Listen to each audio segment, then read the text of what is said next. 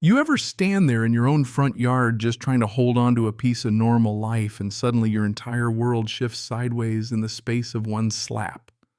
That's how this all started for me. Standing 3 days home from deployment grill, still hot on the patio, thinking maybe just maybe I'd find some peace at last. And then some clown with a plastic badge smacks my wife across the face right in front of me like he owns the air we breathe. Yeah, that happened. And if you think I just stood there, you're out of your mind. Let me back up a sec. I was just getting used to sleeping in a real bed, waking up beside Sarah, sunlight on her face, the smell of fresh coffee instead of sand and gun oil. Little things, you know. She'd taken time off her nursing shifts so we could finally spend a quiet weekend together. We were planning out the garden, maybe a trip to the mountains if our old Honda could make it up the hills. For a few hours, it felt like we'd finally put the deployments and the stress behind us. And then came that pounding on the gate, loud, demanding, not the kind of knock you get from a neighbor wanting to borrow sugar, but the kind that says someone's got a score to settle.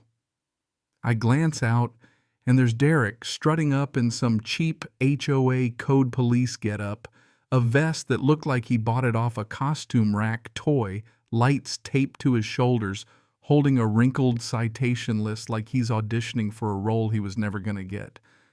But it wasn't just him.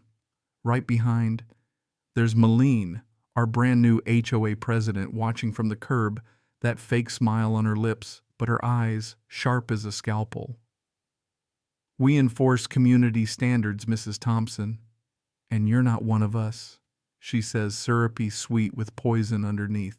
I'm barely processing the laundry list of violations. Grass too long, trash bins out, unauthorized garden stones when Sarah starts asking reasonable questions trying to explain about the holiday trash delay. That's when Derek's voice goes cold, rehearsed, like he's quoting from some rule book only he can see. Excuses don't change community standards, ma'am. Your compliance is not optional. Then as she lifts her phone to document what's happening, he just snaps, grabs it, and without warning slaps her. Open hand right across her cheek, a crack that echoes off the siding and makes the neighbor's dog start barking. Folks came running, filming on their phones, shouting for him to stop, but it was too late. Sarah's head snapped sideways, her face burning red. Everything inside me turned to ice.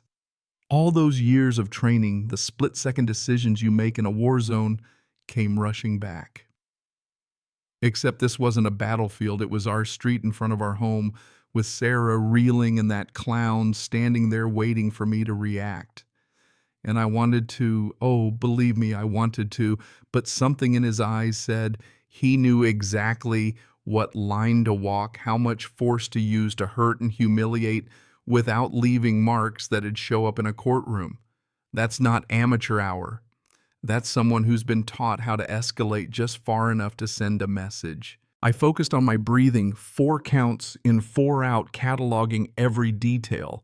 The fake patches, the wires poking out of his vest, the way he scanned our property like he was setting up for a raid instead of handing out HOA fines.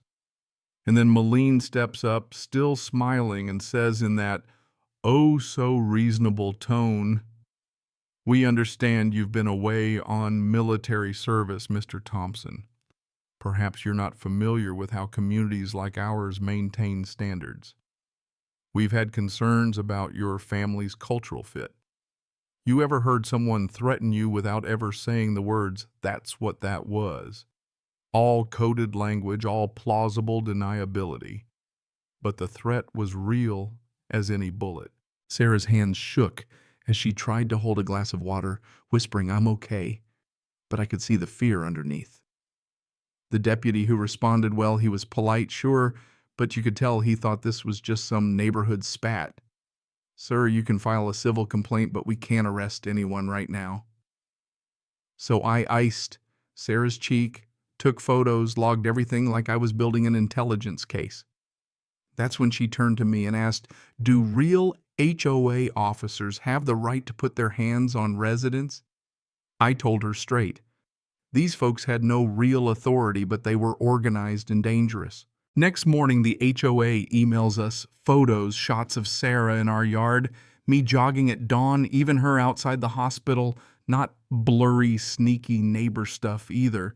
These were long-lens night vision angles from rooftops and parked cars. This was surveillance, not community watch.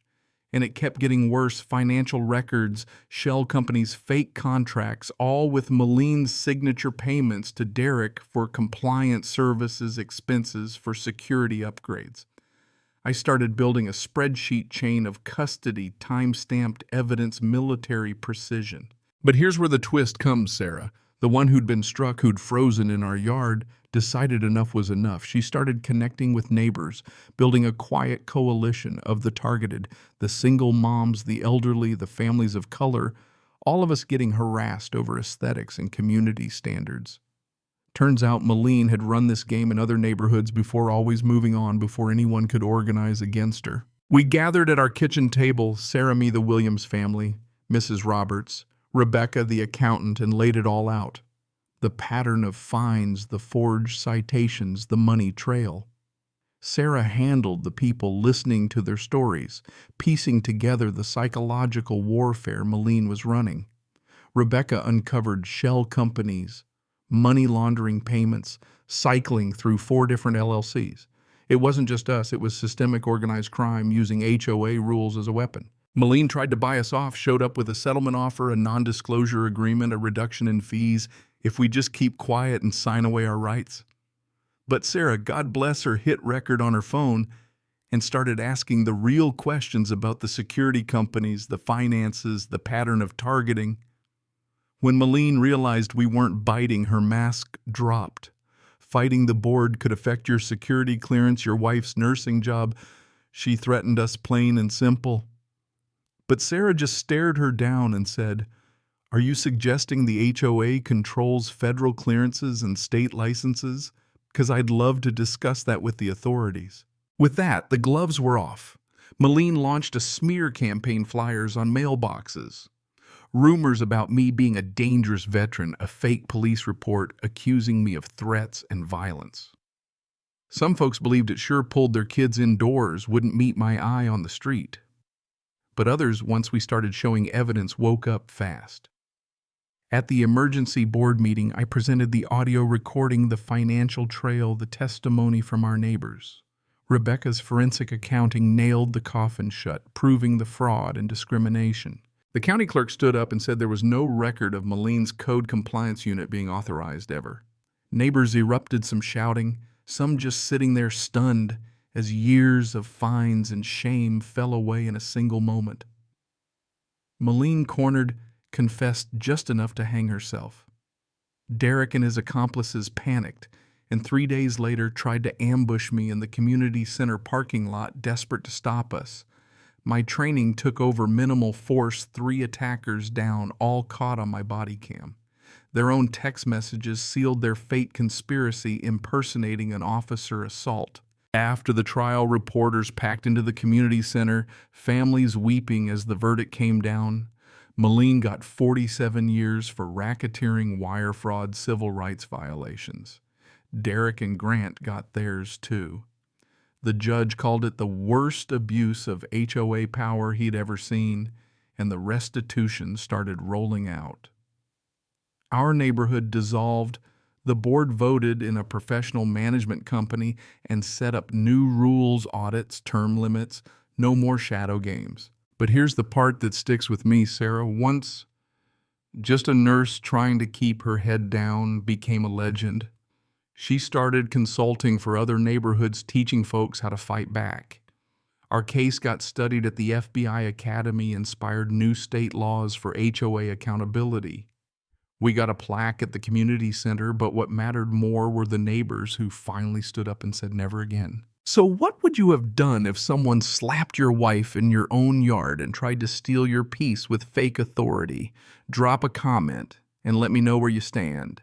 And if you believe in justice, real stubborn American justice, keep your eyes open, your neighbors close.